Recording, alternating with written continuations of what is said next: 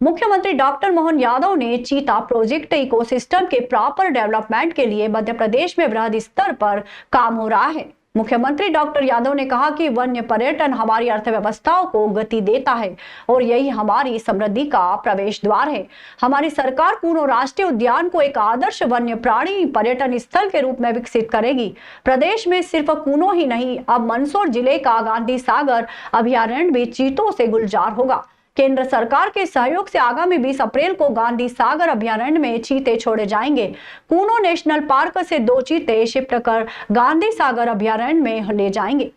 Kuno national park में पर्यटन तेजी से बढ़े, इसके लिए मध्य प्रदेश सरकार ग्वालियर से कूनो के लिए डायरेक्ट रोड और एयर कनेक्टिविटी भी विकसित करने पर गंभीरता से विचार। भारत में जन्मे चीता शावकों की जीवन प्रत्याशा पूरे विश्व में सर्वाधिक है।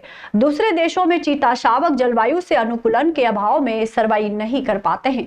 चीतों के लिए जरूरी जलवायु और वातावरण की दृष्टि से गांधी सागर अभयारण्य बेहद अनुकूल है, इसलिए सरकार यहां चीते छोड़कर इस अभयारण्य को भी चीतों से गुलजार करेगी। ग्वालियर से कूनो नेशनल पार्क तक पक्की 12मासी रोड बनाई जाएगी। कूनो में टेंट सिटी तैयार कर यहां आने वाले पर्यटकों को जंगल में प्रकृति के पास समय बिताने का सुनहरा अवसर उपलब्ध कराया जाएगा।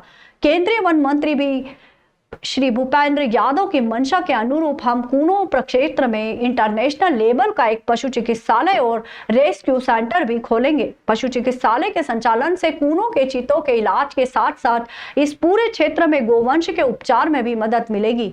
राज्य सरकार प्रदेश के नेचर टूरिज्म सेक्टर में निहित असीम संभावनाओं को एक्सप्लोर कर राज्य के अधिक से अधिक युवा और महिलाओं को वन्य पर्यटन से जोड़ेंगे।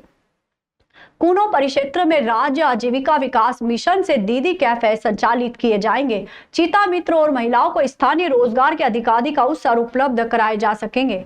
प्रदेश की धरती पर चीतों के पुनर्वास से 1 सदी का इंतजार खत्म हुआ है।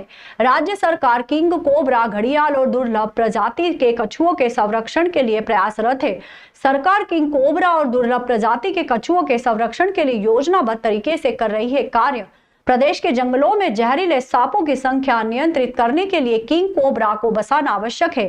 पहले चरण में 10 किंग कोबरा मध्य प्रदेश लाने पर विचार हो रहा है।